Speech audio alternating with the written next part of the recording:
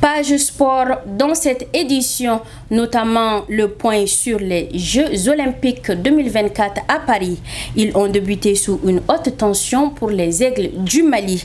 Après un match nul prometteur de 1 but partout face à Israël lors de la première journée, les Aigles du Mali ont subi une défaite cruciale samedi 27 juillet 2024 contre le Japon, s'inclinant 1-0.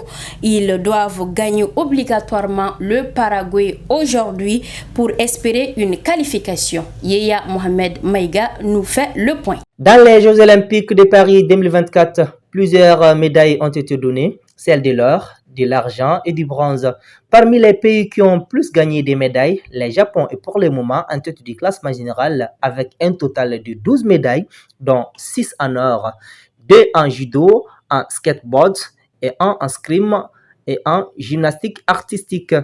Il est suivi par la France avec 16 médailles, dont 5 en or, canoë-kayak, cyclisme, escrime, natation et rugby à 7. Ensuite, la Chine prend la 3e place au classement avec 5 médailles d'or, 3 en tir et 2 en plongeon. Enfin, les États-Unis et l'Afrique suivent le classement avec peu de médailles. Les premiers matchs du Mali contre Israël avaient laissé entrevoir de belles promesses pour les supporters maliens. Malgré une performance solide, les Aigles n'ont pu faire mieux qu'un match nul. La rencontre contre le Japon a été marquée par un épisode particulièrement douloureux.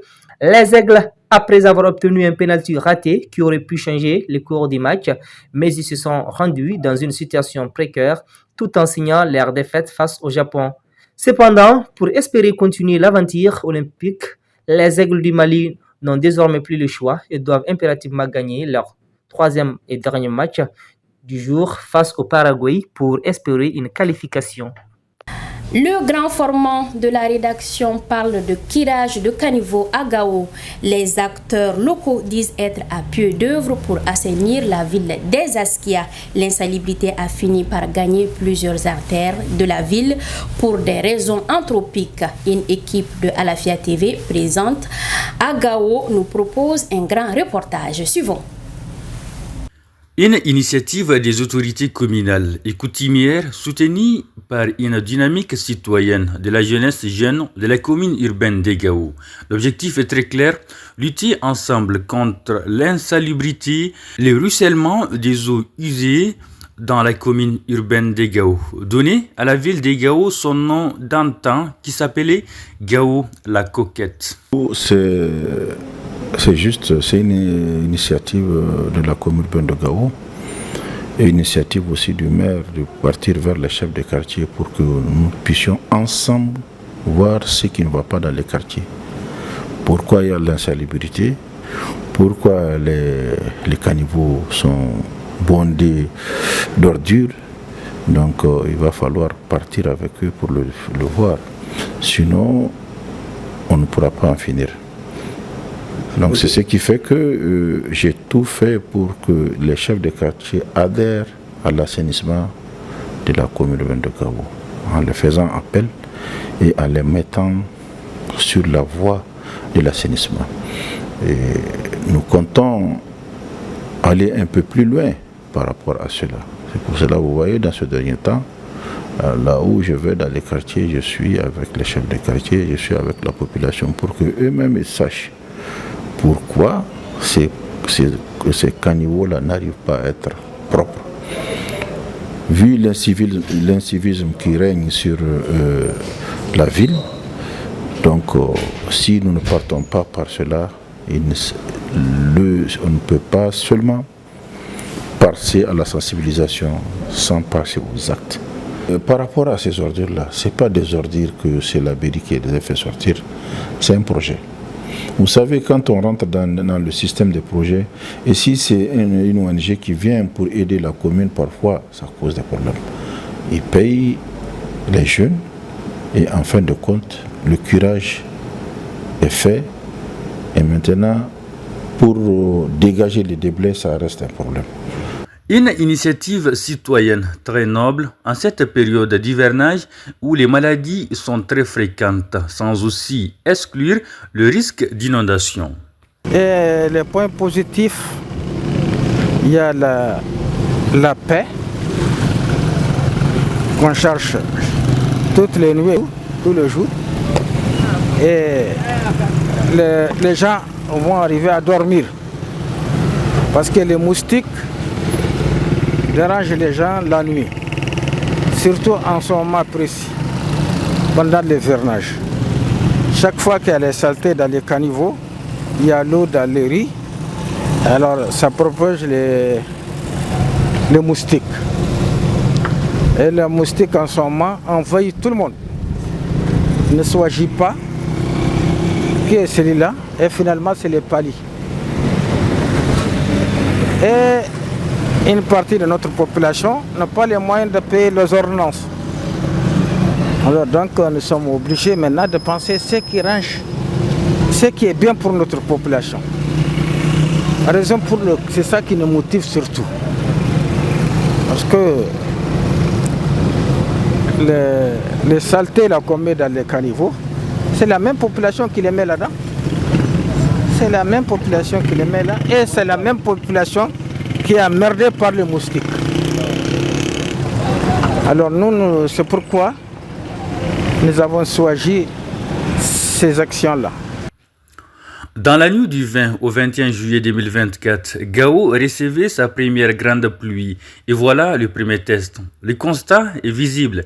Des caniveaux bloqués, des rues également bloquées, des eaux stagnantes visibles dans tous les quartiers de la ville. Certains habitants utilisent des motopompes pour dégager l'eau des concessions familiales. Mais ceux-ci ne mettent pas en cause les caniveaux. Moi, je crois que c'est surtout dû au goudron qui a été mal conçu, qui a été un travail vraiment qui n'a pas irréfléchi, ni été le goudron là. On n'a jamais connu une stagnation d'eau ici. Le goudron c'est mal fait. Vous voyez que le goudron est beaucoup plus élevé que le niveau des maisons, des portes, ce qui fait que l'eau ne peut plus couler. C'est un peu ça. Avant le goudron, on n'a jamais connu un tel problème. De tout le temps, on a dormi tranquillement chez nous, l'eau coule tranquillement, sans problème. C'est essentiellement dû au goudron. Le goudron qui passe derrière l'école Sosokoira, de la place du Ganchor à l'intersection au niveau de la route qui mène à l'aéroport. Bon, heureusement, fort heureusement que jusqu'à présent, on n'a pas constaté de dégâts, mais je crois qu'il faut prévenir. Parce que cette stagnation d'eau peut avoir beaucoup de conséquences, notamment les maladies. Et rien ne vaut les maladies. Donc il vaut mieux qu'on prenne les dispositions pour ne pas tomber malade. Moi je crois qu'il faut vraiment prendre les dispositions pour que s'il faut voir, il faut essayer de faire une mise à niveau de la voie afin que l'eau puisse trouver un passage. Malgré les efforts fournis par la mairie en mettant du matériel à la disposition des organisations de jeunes et autres couches sociales pour l'accomplissement de ces travaux, le bout du tunnel n'est pas encore atteint. Le directeur régional de l'assainissement et du contrôle des pollutions et des nuisances de Gao demande des gros moyens, une fois de plus, et appelle les populations à un changement de comportement. Effectivement, c'est visible. D'autant plus que les caniveaux et les collecteurs qui existent, donc avec le mauvais comportement, pour ne pas dire l'incivisme, les gens ont l'habitude d'utiliser les caniveaux comme des dépôts des ordures. En même temps, ils ont le mauvais comportement aussi de déverser, que ce soit les eaux de la famille, les eaux de la latrine dans les caniveaux. Et du coup aussi, on a constater l'installation des commerçants tout autour des caniveaux pour usage commercial.